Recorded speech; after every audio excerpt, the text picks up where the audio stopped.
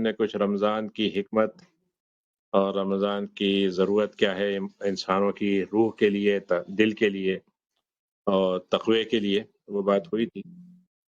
تو وہ گویا حکمتیں ہم نے بتائی تھیں، لیکن اب حکمت کے آگے ایک چیز ہوتی ہے کہ حکمت کے آگے احکام کیسے کیے جائیں، یعنی تو احکام جو ہیں جس کو ہم فقہ کے ذریعے سے فقہی احکام کہتے ہیں، مسائل کے لیے مسائل کا جاننا روزے کا، تو دو طرح کے مسائل ہیں۔ ایک تو یہ ہے کہ روزہ کہتے کسے ہیں، کیسے رکھنا ہے، کیا کیا اس کی شرطیں ہیں، کس طریقے سے وہ روزہ صحیح مانا جائے گا۔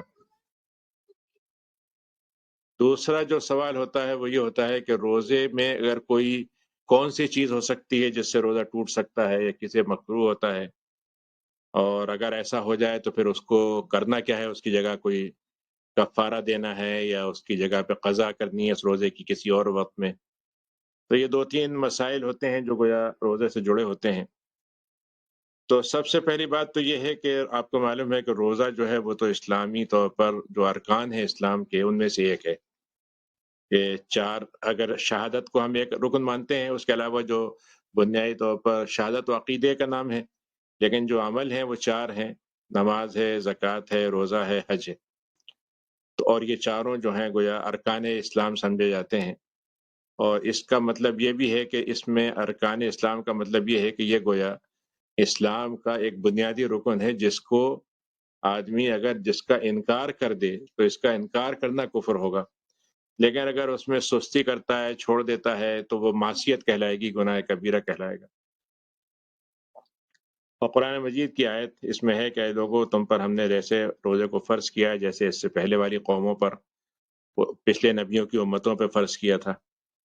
اور ایک بدو نبی کریم صلی اللہ علیہ وسلم کے پاس آیا اور اس نے پوچھا کہ میرے اوپر کتنے روزے، کون سے روزے فرض ہیں؟ تو آپ نے فرمایا کہ مہینہ رمضان کا جو مہینہ آتا ہے اس کے روزے فرض ہیں۔ تو اس نے کہا کہ اس کے علاوہ بھی کچھ کرنا ہے مجھے؟ تو آپ نے فرمایا کہ ہاں، اگر تم اپنی مرضی سے نفل طور پر رکھو تو یہ تمہاری مرضی ہے، یعنی جیسے اور شوال کے روزے ہیں اور روزے ہیں، وہ فرض نہیں ہے۔ جیسے کہ عاشورہ کا روزہ فرض تھا جب تک روزے کے رمضان کے روزے فرض نہیں ہوئے تھے، بعد میں جب یہ فرض ہو گئے تو آپ نے فرمایا کہ عاشورہ کا روزہ تمہاری مرضی ہے، رکھو تو رکھو، نہیں تو نہیں رکھو۔ تو ایک تو مسئلہ اس میں یہ ہے۔ دوسرا مسئلہ یہ ہے کہ یہ کن پر فرض ہوتا ہے۔ تو آپ کو یعنی اندازہ ہوگا کہ ہمارے ہاں جو بدنی عبادت کہلاتی ہیں، جو بدن کے ذریعے سے کی جاتی ہیں، ان کے لیے تو بالغ ہونا شرط ہے۔ مثلا نماز ہے، روزہ ہے، اور حج جو ہے وہ بنیادی طور پر مجموعہ ہے دونوں باتوں کا، کہ بدن سے بھی عبادت ہوتی ہے اور مال سے بھی۔ اور جو مالی عبادت ہوتی ہے جیسے زکوٰۃ ہے، تو زکوٰۃ جو ہے وہ تو بالغ ہوئے بغیر بھی فرض ہو جاتی ہے، یعنی ایک بچہ ہے، اگر مطلب یہ کہ بچے کو میراث میں حصہ ملے گا تو پہلے دن سے وہ بچہ چاہے ایک دن کا ہے، لیکن اس کے اوپر اگر وہ رقم اتنی ہے کہ ایک سال تک رہتی ہے اور زیادہ ہے تو اس پہ زکوٰۃ ہو جائے گی اس پہ۔ تو اس میں گویا پہلی شرط تو یہ ہے، یعنی ظاہر ہے کہ پہلی شرط تو مسلمان ہونا ہے۔ اب ایک آدمی یہ کہے کہ بھائی اگر غیر مسلم روزہ رکھ لے تو کیا حرج ہے؟ روزہ رکھنے آج کل تو آپ کو معلوم ہے کچھ نہ کچھ لوگ اس طرح کی بات ہوتی رہتی ہے کہ بھائی ہم نے آپ کے لیے روزے رکھے یا ہم نے بھی روزہ رکھنے کی کوشش کی، تو وہ بطور ایک روزے کے تو ٹھیک ہے، لیکن ظاہر ہے کہ عبادت تو اللہ تعالیٰ کے یہاں شرط ہے کہ ایمان پہلے ہونا چاہیے، یعنی ایمان ہوگا اور پھر اس کے بعد یعنی انسان عمل کرے گا تو وہ اللہ تعالیٰ کے یہاں عمل قبول ہوگا۔ تو پہلی شرط تو اسلام کی ہے۔ اچھا، اب اسلام کا مطلب ہمارے پاس جو ہے وہ دو طرح سے ہے۔ ایک تو یہ ہے کہ بھائی اعلیٰ ترین درجے کا اسلام ہو، بہت اچھے درجے کا ہو تو کیا کہنے، لیکن اگر کم سے کم والا ہو تو ہم ہر اس آدمی کو مسلمان کہیں گے جو اپنے آپ کو کافر نہیں کہتا، جو اپنے آپ کو مسلمان مانتا ہے۔ اس میں ہو سکتا ہے کہ گناہ بھی کرتا ہو، غلطیاں بھی ہوتی ہوں، نمازیں چھوڑ دیتا ہو، لیکن یہ کہ ہم اس کے لیے کہیں گے بھائی یہ مسلمان تو ہے، تو اس لیے اس پہ فرض ہوگا، فرض ہی بتا دیں گے، اب وہ رکھتا ہے نہیں رکھتا یہ تو اس کی کوتاہی کی بات ہے، لیکن وہ بطور مسلمان کے مسلمان مانا جائے گا۔ اس کے بعد ہے کہ بالغ ہونا چاہیے۔ بالغ کی ہمارے ہاں جو مشکل یہ ہوتی ہے کہ آج کل ہمارے ہاں تو ہم تو چونکہ اب بہت قانون کے پابند ہو گئے ہیں، خاص طور سے کرونا کی وجہ سے، تو اب ہم نے قانون کو اپنا جیسے کہتے ہیں نا کہ حلال اور حرام کی اتھارٹی اس کو دے دی ہے۔ تو قانون کی زبان میں اب ہم اتنے عادی ہو گئے ہیں تو ہم اسی کے طے کرتے ہیں۔ ہم نے بالغ ان کا اچھا اس کا مطلب 18 سال کا ہو جائے، کیونکہ قانون نے یہ مانا ہے کہ بالغ جو ہوتا ہے وہ 18 سال کا ہوتا ہے۔ تو بہرحال اسلامی طور پر تو بالغ ہونے کا تعلق عمر سے نہیں ہے بلکہ علامتوں سے ہے۔ یعنی اگر بچے کے اندر مطلب یہ کہ ویٹ ڈریم ہو جاتا ہے، اس کو نہانے کی ضرورت پڑتی ہے تو وہ بالغ ہو گیا۔ بچی ہے اس کے پیریڈ شروع ہو جاتے ہیں تو وہ بالغ ہو گئی۔ اب آپ کو یہ معلوم ہے کہ یہ مختلف ملکوں میں اور مختلف موسموں کے لحاظ سے یہ ایج بدلتی رہتی ہے۔ جو علاقے ٹھنڈے ہوتے ہیں ان کے اندر جلدی یہ علامتیں پیدا ہو جاتی ہیں، گرم علاقوں میں دیر میں ہوتی ہیں۔ تو ہمارے ہاں پہلے فقہ میں عام طور سے لکھا ہوتا ہے بھائی 15 سال کے ہو جائیں تو وہ گویا بالغ ہو گئے، لیکن آپ کو معلوم ہے کہ اب تو 10 11 سال 12 سال میں بچیاں جو ہیں وہ ان کے پیریڈ شروع ہو جاتے ہیں، بچوں کا بھی تقریباً ایسا ہی ہے۔ تو اتنی عمر اگر ہو جاتی ہے تو بچہ بالغ ہو گیا، اب اس کو روزہ رکھنا فرض ہے اس پر۔ اب وہ آپ یہ کہیں کہ بھائی بچہ تیار نہیں ہے، وہ ہمت نہیں کر پا رہا ہے، وہ ایک دن کے بعد سر میں درد ہو جاتا ہے، اگلے دن اس کا اسکول ہے، امتحان ہے، تو خیر یہ ساری باتیں اپنی جگہ، لیکن جو فرضیت ہے وہ تو ہو جائے گی۔ تو بالغ ہونے کا مطلب یہ ہوتا ہے کہ وہ اس عمر کو پہنچ جائے۔ دوسری چیز جو اس کے ساتھ شرط ہے وہ یہ ہے کہ شریعت نے جب یہ کہا ہے کہ ہم لا یکلف اللہ نفسا الا وسعها، ہم کسی پر ذمہ داری اس وقت ڈالتے ہیں جب اس کی گنجائش ہو، تو اس ذمہ داری کی سب سے پہلی علامت ہوتی ہے، یعنی بالغ ہونے کے بعد انسان کا ہوش مند ہونا، ہوش و حواس میں ہونا، اور سمجھداری اس کے اندر ہونی چاہیے۔ تو یہ جو عقل ہے اللہ تعالیٰ کی بہت بڑی نعمت ہے۔ ظاہر ہے کہ انسان سوجھ بوجھ کے ساتھ کام اسی وقت کرے گا جب اس کی عقل کام کر رہی ہو۔ تو اگر ایک شخص ہے جو مطلب کہہ لیجئے کہ پاگل ہے، یا جیسے آج کل کے زمانے میں اور بہت سی طرح کی چیزیں نکل آئی ہیں کہ مثلا ایک آدمی جو ہے وہ کوئی بہت ہی ہائپر ہو جاتا ہے کسی بات پر، اس کو کسی قسم کی وہ ہے، اور عقل اس کی دیکھا جائے تو وہ بچوں کی بعض دفعہ ایسا ہوتا ہے کہ عمر زیادہ ہے لیکن عقل جو ہے اس کی عمر جو ہے وہ کہتا ہے ہمارے عقل داڑھ ہوتی ہے، وہ نکل آئے تو پھر آدمی سمجھا جاتا ہے کہ سمجھدار ہو گیا۔ تو اب یہ چیز تو ایک الگ بات ہے، لیکن عاقل ہونے کا مطلب یہ ہے کہ ایک منیمم جو لیول ہوتا ہے کہ اگر آپ اس کسی بچے کو، کسی کو بڑے کو بتائیں کہ بھئی یہ چیز ہے، یہ کھانا ہے، یہ نہیں کھانا ہے، اور بچہ سمجھ رہا ہے اس بات کو، بڑا سمجھ رہا ہے، تو اس کا مطلب وہ بالغ ہے اور عاقل ہے۔ تو عقل مند ہونا چاہیے۔ تیسرے نمبر کی شرط یہ ہے کہ وہ آدمی اپنے علاقے میں رہتا ہو، یعنی وہ سفر میں نہ ہو۔ تو اس کا مطلب یہ ہے کہ سفر میں ہونے میں فرض تو ہے اس کے اوپر، لیکن فرض کو ادا کرنا اس کے ذمہ واجب نہیں ہوگا، یعنی وہ کرنا تو ہوگا اس کو بعد میں کسی وقت، لیکن مسافرت کی وجہ سے وہ اپنے سفر کی وجہ سے یعنی روزہ چھوڑ سکتا ہے۔ اگر کر لے گا تو روزہ پورا مانا جائے گا اس کا، لیکن وہ چھوڑ سکتا ہے۔ اب یہ جو مسافرت والا مسئلہ ہے یہ تھوڑا سا میں اس کو یعنی کچھ تفصیلات آگے آئیں گی، لیکن میں بتاؤں اس کا جو بڑا فائدہ ہوتا ہے، دو فائدے ہیں۔ ایک تو یہ ہوتا ہے کہ بعض لوگ جو ہوتے ہیں وہ کہتے ہیں بھائی ہم تو کر لیں گے سفر، ہمیں تو کوئی مسئلہ نہیں ہے، سفر میں بھی ہم روزہ رکھ لیں گے، اور یہاں تو آپ کو معلوم ہے کوئی بہت لمبا موسم زیادہ مطلب یہ کہ سخت نہیں ہوتا۔ لیکن مسئلہ یہ ہے کہ اگر آپ گرمی میں سفر کر رہے ہیں تو چاہے آپ بہت آرام سے رہیں، لیکن 17 18 گھنٹے کا روزہ ہو جاتا ہے۔ لیکن جو اس سے بھی بڑی تکلیف دہ بات ہے وہ یہ ہے کہ اگر آپ فرض کہ یہاں سے رمضان میں پاکستان جا رہے ہیں، تب تو آپ کے لیے بہت زیادہ مسئلہ نہیں ہوگا۔ اگر آپ نے دن میں سفر شروع کیا تو معلوم یہ ہوا کہ آپ 9 10 بجے جہاز میں بیٹھے اور معلوم ہوا 6 گھنٹے کے بعد جو ہے وہ مغرب ہو گئی، یعنی کیونکہ آپ تو اپوزٹ ٹائم چل رہے ہیں نا، مطلب یہ کہ ٹائم سے آگے چل رہے ہیں۔ تو ہو کیا رہا ہے کہ سورج ادھر آ رہا ہے اور آپ جو ہے اس طرف جا رہے ہیں تو سورج جلدی ڈوب جائے گا۔ تو خیر اس سفر میں تو آپ ایسا کر سکتے ہیں کہ آپ جب جائیں تو روزہ رکھ لیں اور اس کے بعد جلدی سے افطار کر لیں۔ لیکن اگر آپ پاکستان سے واپس آ رہے ہیں تو اس صورت میں آپ کے 18 گھنٹے پلس 10 گھنٹے، یعنی آپ کا جو روزہ ہوگا وہ بنیادی طور پر جب آپ وہاں سے شروع کریں گے اور آپ پورا سفر کر کے آ جائیں گے تو آپ کو پتہ چلے گا ابھی ٹورنٹو میں جو ہے وہ دن کے 12 بجے۔ تو اس لحاظ سے اگر دیکھا جائے تو مسافرت کی جو چھوٹ اللہ نے دی ہے، یعنی یہاں پر پاکستان سے آنے والے کے لیے گویا اس میں بڑی نعمت ہے یہ، کیونکہ اگر اتنا لمبا وہ سفر کر کے آئے ہو پھر بھی دن ختم نہ ہو تو بہت بڑی مطلب تکلیف دہ ہے۔ مطلب میں بہت پہلے 91 میں ایک دفعہ امریکہ گیا تھا اور رمضان کا زمانہ تھا، رمضان میں تراویح پڑھانے گیا تھا، تو وہ میں تو زیادہ مجھے اندازہ نہیں تھا تو میں تو روزہ رکھا ہوا تھا۔ اب وہ پیرس میں رک گیا، وہاں 6 گھنٹے رکا، اس کے بعد جہاز میں بیٹھ گیا، اس کے بعد نیو یارک پہنچا تو معلوم ابھی بھی دن ہے۔ اس کے بعد جب وہ جگہ جہاں جانا تھا مجھے، جب وہاں پہنچا تو ہمارے ابھی 2 گھنٹے ہیں افطار میں۔ تو یعنی وہ اگر کہیں تو ڈبل روزہ اس میں ہو جاتا ہے۔ تو وہ مسافرت کا ایک فائدہ یہ ہے کہ خاص طور سے اگر آپ مثلاً کسی اس میں جا رہے ہیں، ایسے ایسے سفر کی حالت ہے تو اس میں لازماً آپ کو روزہ چھوڑ دینا چاہیے۔ اچھا اس کا ایک وجہ اور بھی ہے کہ کیلنڈر کا فرق ہو سکتا ہے۔ فرض کیجئے اگر آپ نے روزہ یہاں سے رکھ لیا لیکن آپ پاکستان پہنچے تو معلوم ہوا کہ وہاں کی تاریخ میں 1 دن کا روزہ بڑھ گیا آپ کا، یا مطلب یہ 2 دن کا روزہ ہو سکتا ہے فرق ہو جائے۔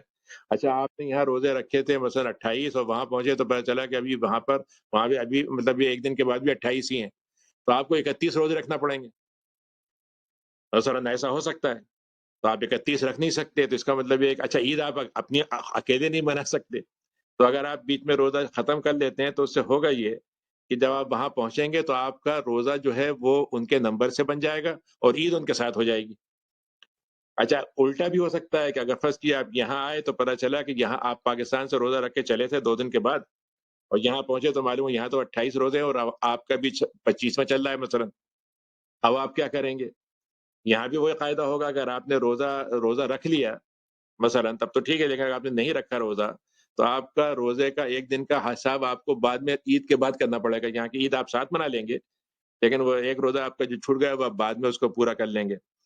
تو بہرحال یہ مطلب دیکھا جائے جو آج ہماری جو جس طریقے سے گلوبل دنیا ہو گئی ہے، اس میں بعض دفعہ یہ چیز جو ہے اللہ تعالیٰ کی طرف سے یہ سہولت فائدہ پہنچاتی ہے۔ اور اس کے علاوہ باقی یہ کہ اسلامی طور پر جو سفر ہے، جو بھی آپ کا سفر ہے جس میں نماز آپ قصر کرتے ہیں وہ سفر کہلاتا ہے، چاہے وہ جہاز سے ہو، پیدل ہو، مطلب سواری پر ہو یا گاڑی پر ہو، جو بھی ہو، اور چاہے جتنی ہی سہولت کے ساتھ ہو، لیکن اس سے فائدہ اٹھا سکتے ہیں۔ اس کے بعد چوتھی شرط یہ ہے کہ وہ صحت کی حالت میں ہو۔ صحت کی حالت کا مطلب یہ ہے کہ 2 طرح کی صحت کی حالت ہوتی ہے، ایک تو بیمار ہے، بیمار نہ ہو۔ بیمار کا مطلب یعنی یوں سمجھ لیجیے کہ بیمار کی ڈیفینیشن یہ ہے کہ ایسی بیماری جس سے روزہ متاثر ہو جائے، یعنی ایک آدمی ہے وہ یہ کہے کہ بھائی میرے فرض کیجئے صاحب کوہنی میں بہت سخت درد ہے تو میں روزہ چھوڑ دیتا ہوں، بیمار ہوں، یا فرض کیجیے ڈاکٹر نے کہا ہے کہ آپ کا مطلب سرجری ہوئی ہے مثلا آپ اس لیے آپ بیمار ہیں، تو نہیں، اس کا روزے سے کوئی تعلق نہیں ہے، تو اس لیے اس کا روزے سے چھوڑنے سے کوئی تعلق نہیں ہوگا، صرف آپ اس وقت روزہ چھوڑ سکتے ہیں جس سے بیماری بڑھ جائے، مثلا فرض کیجیے ڈائبٹک ہے آدمی یا السر ہے، یا بعض لوگوں کا ایسا ہوتا ہے کہ اگر وہ کچھ دیر تک بھوکے رہیں تو ان کا بے پناہ درد سر کا بڑھ جاتا ہے، یا ڈاکٹر کا مشورہ ہے، مثلا فرض کیجیے ڈاکٹر مشورہ دے کہ دیکھیے آپ کی جو بیماری ہے اس میں آپ 6 گھنٹے 8 گھنٹے زیادہ بھوکے نہ رہیں، تو ایسی بیماری کو بیماری مانا جائے گا تو اس میں روزہ جو ہے انسان چھوڑ دے گا۔ اچھا اس میں بھی یہی ہے کہ اگر روزہ چھوڑ دیا ہے تو اس کی جگہ پر روزہ رکھا جائے گا، قضا روزہ رکھی جائے گی، قضا روزہ نہیں رکھ سکتا انسان، زیادہ تعداد میں چھوٹ گئے یا پورے مہینے کے چھوٹ گئے تو پھر اس کا فدیہ دے دیا جائے گا۔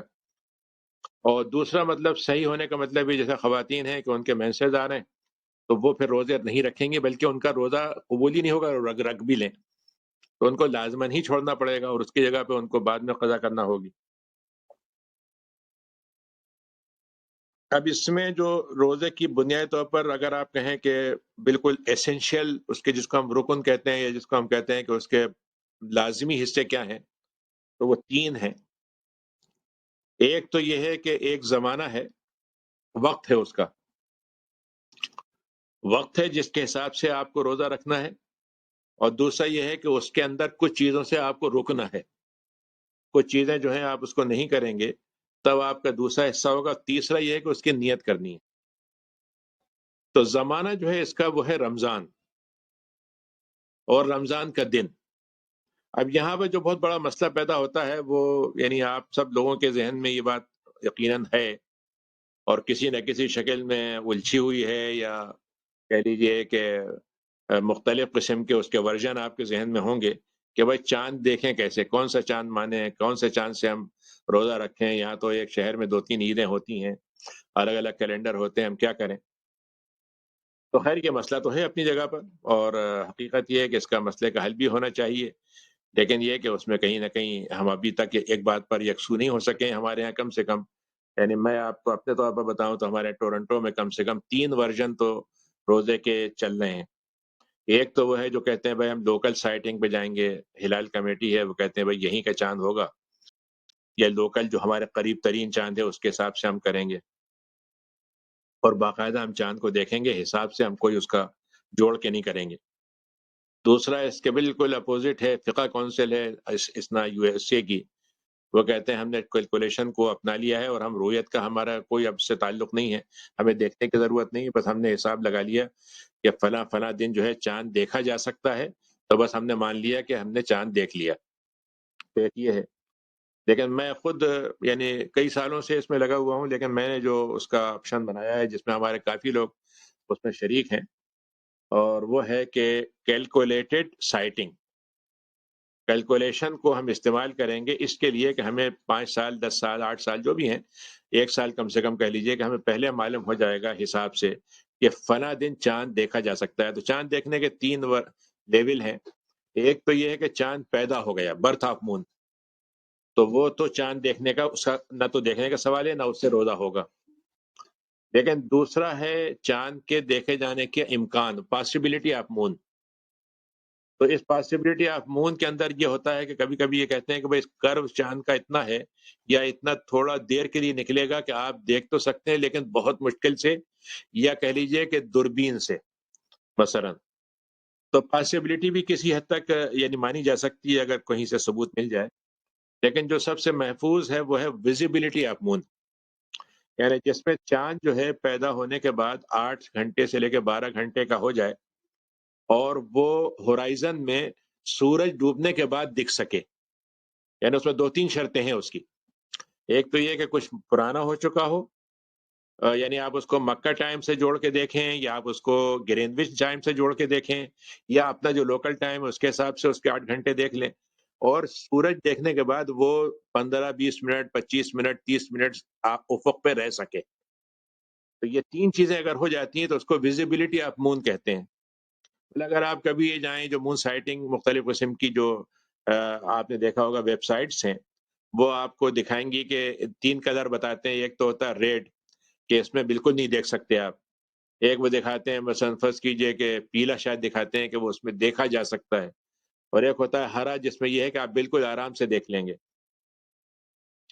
تو ہم نے یہ طے کیا ہے کہ ہم کیلکولیشن کو استعمال کریں گے صرف اس کام کے لیے، لیکن چونکہ قرآن مجید کے ساتھ ساتھ اللہ تعالیٰ نے نبی کریم صلی اللہ علیہ وسلم نے یہ فرمایا ہے کہ تم چاند کو دیکھ کر روزہ رکھو اور چاند کو دیکھ کر افطار کرو، تو ہم یہ سمجھتے ہیں کہ حدیث کی اس بات پر عمل کرنے کا یہ مطلب ہے کہ ساری امت تو نہیں دیکھے لیکن کم سے کم 2 لوگ جو ہیں ایسے ہوں جو چاند کو دیکھ سکیں تاکہ حدیث پر عمل ہو جائے۔ تو اس لیے ہم نے یہ کہا ہے کہ ہم چاند کو دیکھ کر اعلان کریں گے۔ تو ہم نے اس کے لیے آخری بات یہ رکھی ہے کہ ہم نے یہ کہا ہے کہ گلوبل پہ ہم جائیں گے کہ دنیا میں کہیں بھی چاند دیکھ لیا گیا تو ہم اس کی بنیاد پر اعلان کر دیں گے۔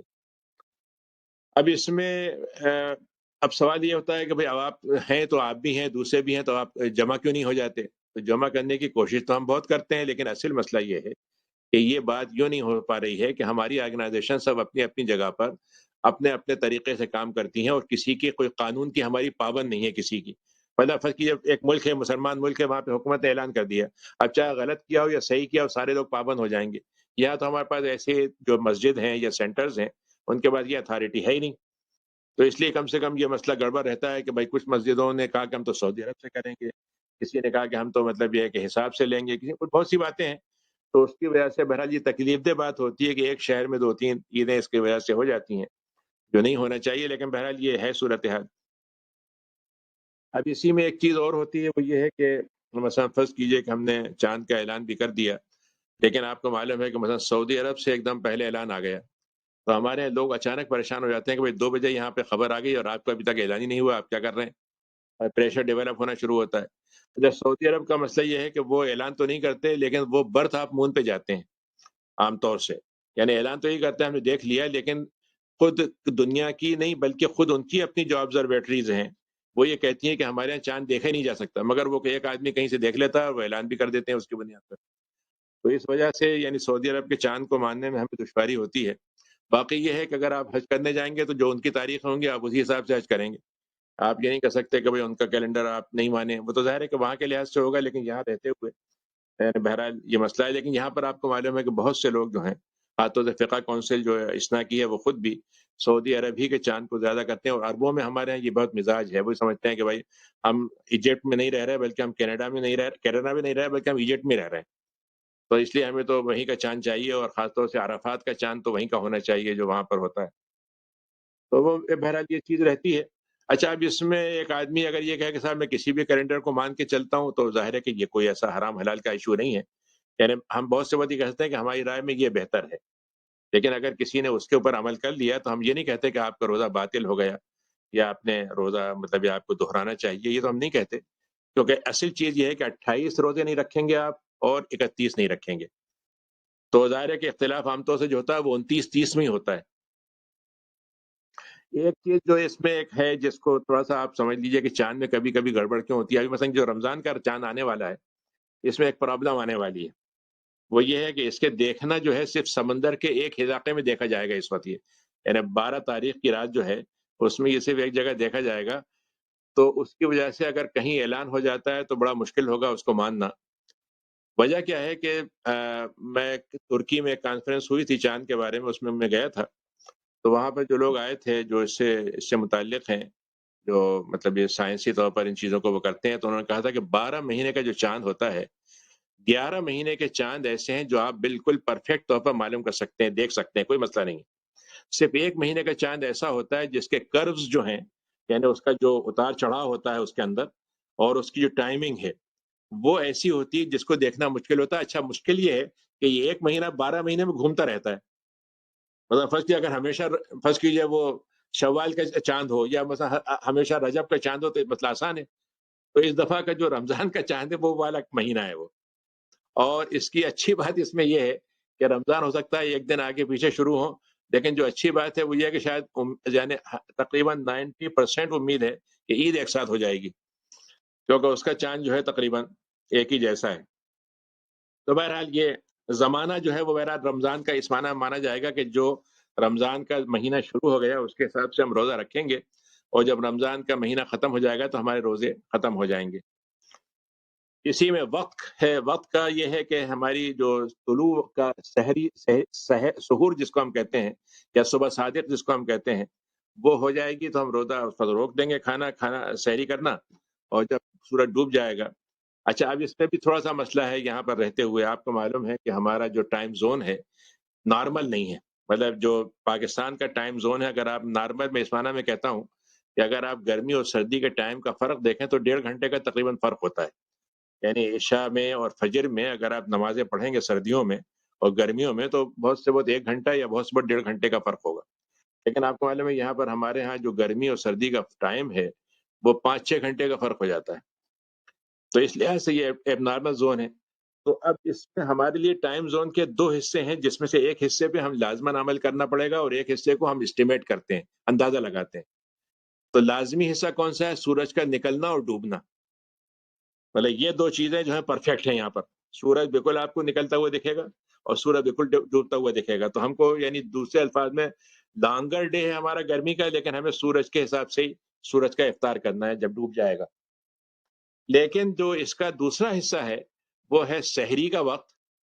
तो सहरी का जो वक़्त है वो बुनियादी तौर पर यहाँ पर सहरी की जो अलामतें हमारे यहाँ होती हैं, वो यहाँ नहीं पाई जाती। यानी सहरी की अलामतें 2 होती हैं, एक होता है जिसको झूठा सहर कहते हैं। झूठी सहर का मतलब ये है कि रोशनी का एक हल्की-सी एक यूँ कह लीजिए कि रेज़ थोड़ी-सी एकदम यूँ निकलती हैं। यूँ एकदम ऊपर ज़रा-सी जाती हुई दिखती हैं, तो वो जो है वो सहरी जो है वो उसका उस वक़्त तक जारी रहेगी। लेकिन उसके बाद एक वो होती हैं जिसके अंदर वो जो लहरें हैं वो ऐसे होराइज़न में फैलने लगती हैं। मतलब पूरे होराइज़न को वो हल्की-सी किरणें जो हैं यानी आपको उफ़क़ से बाकायदा वो एक कोना-सा बनता हुआ दिखेगा, जैसे ये कौस-ओ-क़ज़ा होती है, रेनबो, उसकी तरह से आपको किरणें फैली हुई दिखेंगी। तो उसको सुबह सादिक कहते हैं। अब यहाँ मसला ये है कि सुबह सादिक यहाँ पर वाक़ईतन हमें दिखती नहीं है, एक तो बादल की वजह से भी और दूसरे एक हम एब्नॉर्मल ज़ोन में हैं, तो इसलिए भी वो वाज़ेह नहीं होती। तो इसीलिए हमारे यहाँ सुबह सादिक का वक़्त हिसाब से लगाया जाता है। तो अगर आपने देखा होगा आपके पास अगर 2 कैलेंडर हैं, आप 2-3 मस्जिदों के कैलेंडर जमा कर लीजिए, तो आपको लगेगा कि एक कैलेंडर में 5 मिनट आगे है, एक में 5 मिनट बाद है, किसी में 10 मिनट।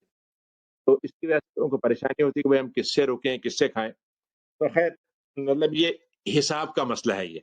यानी जिस आदमी ने हिसाब लगाया है, वो उसके हिसाब में इस वक़्त सुबह सादिक हो रही है, तो उसने वो लिख दिया और किसी ने नहीं लिखा। अब मसलन मैं आपको बताऊँ कि वहाँ गया था, मेरी एक वो मीटिंग थी इसमें अबू बकर मस्जिद मार्खम में। तो वहाँ पर मैं गया था तो इन्होंने जो मतलब वक़्त दिया है, اب آپ دیکھیے کہ انہوں نے لکھا ہے کہ فجر ٹائم جو ہے جس میں سحری سے رکنا ہے وہ ہے 5:14۔ ٹھیک ہے نا؟ آپ دیکھیے کہ اس وقت آپ فجر کا اسٹارٹ کب کر رہے ہیں؟ اس وقت فجر اسٹارٹ ہو رہی ہے 5:45 پہ، یعنی 5:45 پہ ہو رہی ہے، تو اگر آپ تھوڑا سا یعنی آپ مطلب ابھی کتنے دن باقی ہیں؟ تقریباً 15 دن باقی ہیں سمجھیے. تو اگر آپ دیکھیں تو 2 منٹ بھی آپ کم کر دیں تو مطلب یہ کہ بہت سے بہت جو ہے مطلب یہ کہ 5:30 پہ مثلا یا 5:25 پہ ہونا چاہیے، لیکن انہوں نے 5:14 لکھا ہے. اب اس کا مطلب دو ہوتے ہیں، ایک تو مطلب یہ کہ انہوں نے حساب سے یہ کیا، دوسرا یہ کہ احتیاط کی ہے. احتیاط کا مطلب یہ ہے کہ اگر آپ 5 1 منٹ پہلے رک رہے ہیں تو اچھی بات ہے.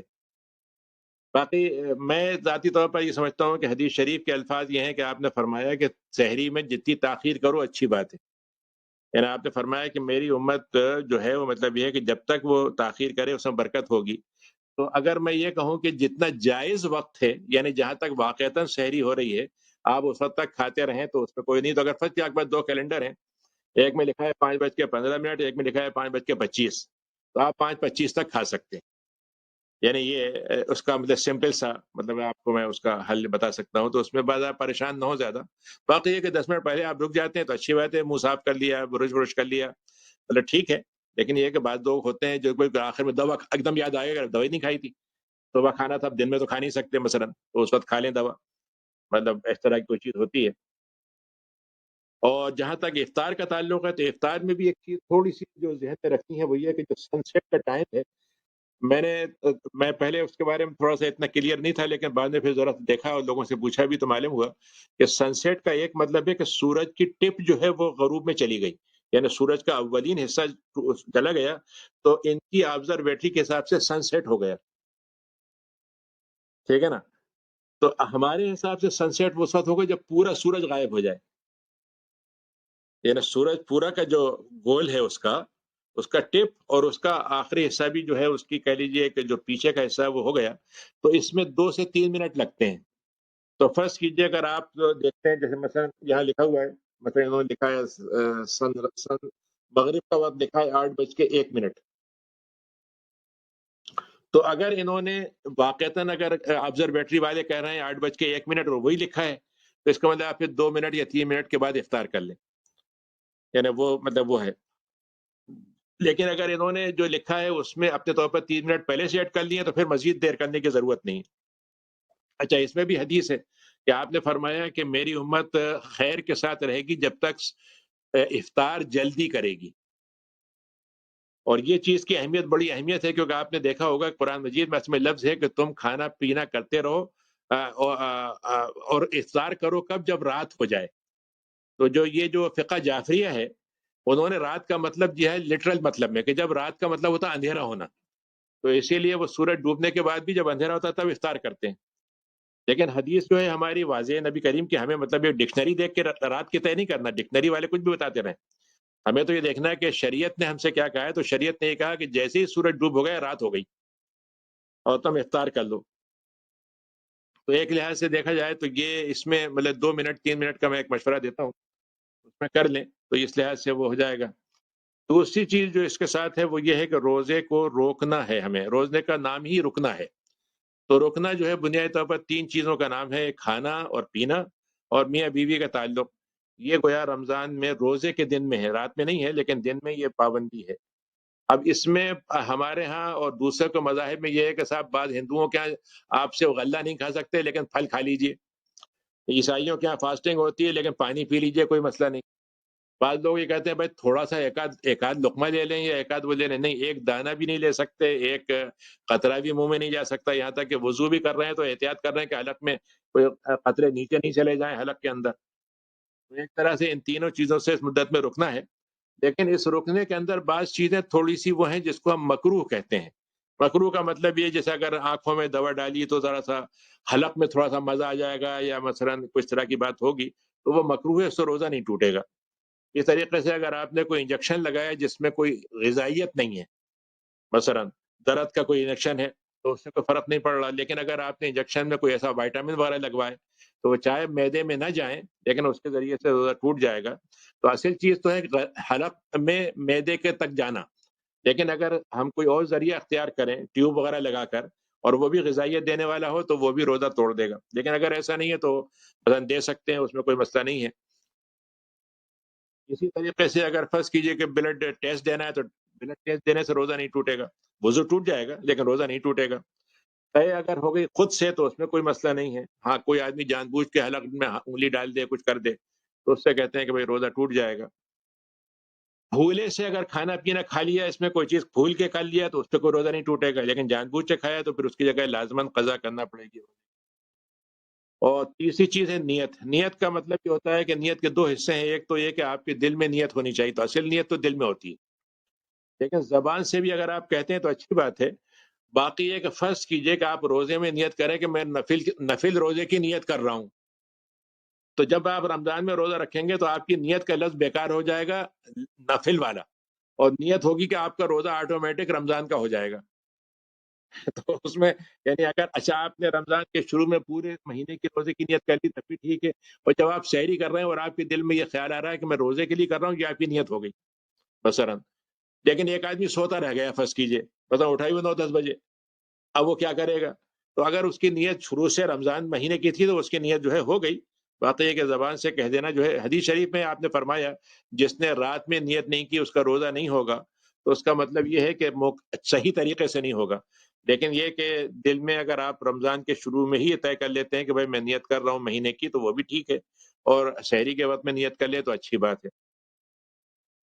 تو یہ تین چیزیں روزے کے تعلق سے ہیں، اور اس کے علاوہ کچھ چیزیں وہ ہیں جن سے میں نے بتایا مکروہ ہوتا ہے، مثلا ہمارے یہاں بہت سوال ہوتا ہے کہ بھئی کہ برش ٹیسٹ ٹیسٹ جو ہوتا ہے اس کے اندر آتا ہے تھوڑا سا، اگر آپ مطلب یہ ہے کہ فرض کیجئے کہ برش کریں تو اس میں تھوڑا سا ٹیسٹ آتا ہے نا، لیکن وہ غذا نہیں ہے، تو اس لیے اگر آپ مطلب ٹوتھ پیسٹ لگاتے ہیں تو اس سے روزہ نہیں ٹوٹے گا کیونکہ وہ غذا کی چیز نہیں ہے، اور کر سکتے ہیں۔ مطلب اچھی بات تو یہ ہے کہ آپ صبح کر لیں، لیکن بعض دفعہ لوگ پریشان ہوتے ہیں کہ بھئی ہم آفس جا رہے ہیں تو وہاں ایسا نہ ہو کہ کسی کو منہ سے بو آئے کچھ ہو، تو کہتے ہیں بھائی نکلتے ہوئے ایک دفعہ ہم اور کر لیں، تو ٹھیک ہے کر سکتے ہیں، کوئی ایسا مسئلہ نہیں ہے اس میں۔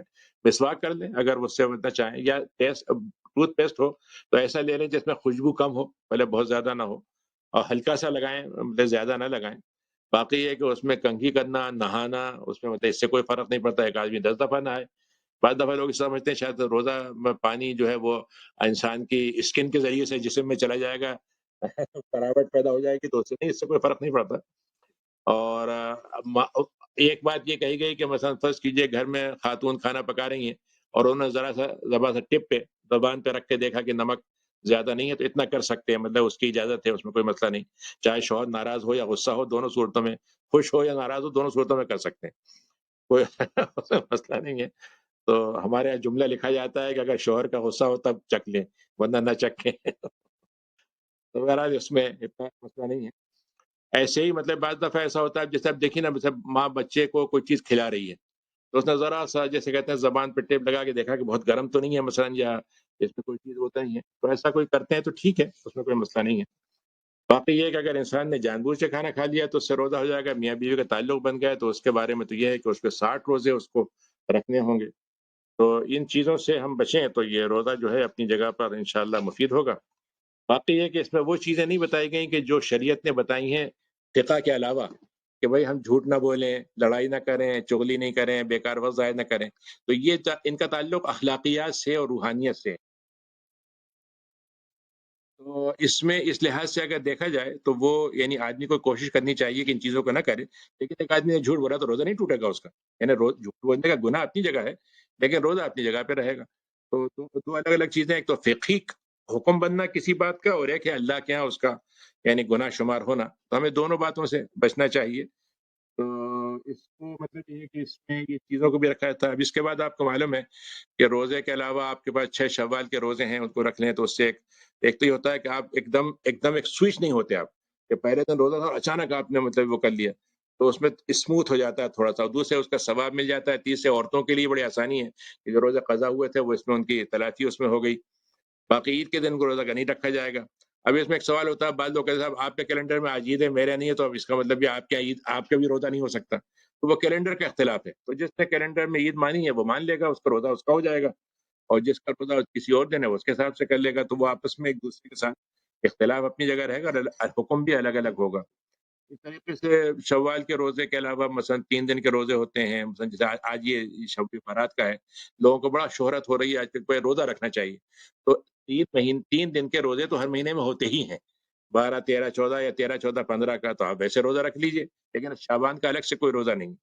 हाँ, शाबान की रात में आप कोई रात पूरी जागने की ज़रूरत नहीं है, लेकिन आप ये कर सकते हैं कि उस रात में कुछ वक़्त ज़रूर निकाल लें, चाहे इशा के बाद हो या चाहे तहज्जुद में हो, जिसमें आप अल्लाह ताला से ख़ास तौर से ये दुआ करें कि हदीस में आता है कि 1 साल के अमाल अल्लाह ताला फ़रिश्तों को देता है अगले साल के लिए।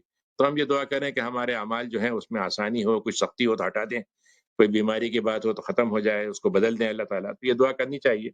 और एक हदीस है जो बहुत मज़बूत तो नहीं है लेकिन फिर भी हदीस है कि अल्लाह ताला जो है आसमान से उतर के बंदों से को माफ़ करता है इस रात को। लेकिन जो लोग आपस में लड़ते हैं, दुश्मनी रखते हैं या जो रुश अपना रिश्ता तोड़ते हैं, उनको अल्लाह ताला उस दिन भी माफ़ नहीं करता। तो इस लिहाज से उस रात में कोई ख़ास इबादत कर दी जाए तो अच्छी बात है। लेकिन असल इबादत तो रात में हर रात में होती है तहज्जुद की, बस वही उठें और उसमें थोड़ी-सी दुआ कर लें मज़ीद एहतिमाम के साथ। तो ये वो इतनी भी काफ़ी है। बाकी इसके अलावा जो है 10 मुहर्रम का रोज़ा होता है और उसके बाद अगर आप देखें तो अरफ़ात का दिन जो 9 ज़िलहिज होता है, उसका रोज़ा होता है। बाकी ये है कि कोई आदमी अपने तौर पर कोई नज़र मान लेता है तो उसको अपना करना चाहिए। बाकी एक रोज़ा वो होता है जो फ़िदिये के तौर पर होगा कि आपकी क़ज़ा हो गई है तो आप उसको रखें। अगर न रख सकें तो एक मिस्कीन का खाना खिला देंगे, तो वो 1 दिन के रोज़े के बराबर हो जाएगा। ख़वातीन के लिए इजाज़त है अगर वो प्रेग्नेंट हैं या बच्चे को दूध पिला रही हैं, तो वो रोज़ा छोड़ सकती हैं। बच्चे की सेहत के लिए, अपनी सेहत के लिए। फिर लेकिन उसके बाद उनको 3 ऑप्शन है उनके पास। या तो ये है कि वो सारे रोज़े अगर रख सकती हों तो रख लें, अगर नहीं रख सकती हों, तो सबका फ़िदिया दे दें। तीसरा ऑप्शन ये है कुछ रोज़े रख लें और कुछ का फ़िदिया दे दें। लेकिन दोनों एक साथ करने की ज़रूरत नहीं है कि आप रोज़ा भी रखें, फ़िदिया भी दें, बल्कि उनमें से कोई एक चीज़ कर लें। तो ये चंद मसाइल जो हैं, मैं समझता हूँ कि आपको यानी अगर और कुछ हो तो सवालात में इंशाअल्लाह कर लेते हैं। जी, इसी पे रुक जाते हैं। डॉक्टर साहब, कल चलें, सब जज़ाकल्लाह। सवाल